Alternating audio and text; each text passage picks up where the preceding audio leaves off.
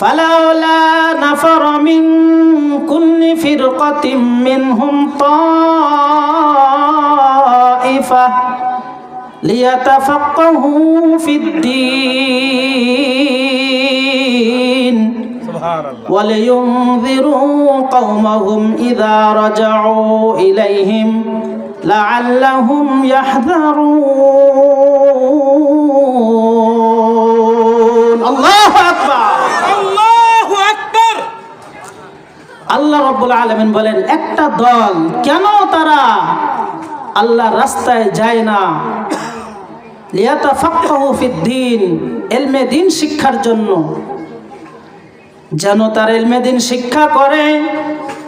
ইলমে দ্বীন শিক্ষা করে পারদর্শী হয়ে যখন তার জাতির কাছে ফিরে যাবে, এই জাতিদেরকে তারা কোরআন সুন্নাহর সঠিক জ্ঞান যখন তাদেরকে শিক্ষা দিবে, ওই জাতি যারা ব্যস্ততার কারণে, ক্ষেত খামার করার কারণে, চাকরি বাকরির কারণে তারা ইলম শিক্ষার জন্য যাইতে পারে নাই, একটা দল গিয়েছে। ওই দল এদের কাছে এসে যখন কোরআনের বাণীগুলো শোনাবে, আর কোরআনের বাণী তখন তার জাতিরা শুনবে, তার সম্প্রদায়ের লোকেরা শুনবে, এতে করে তারাও খোদা ভীরু আল্লাহর ওলি হয়ে যাবে। সুবহানাল্লাহ।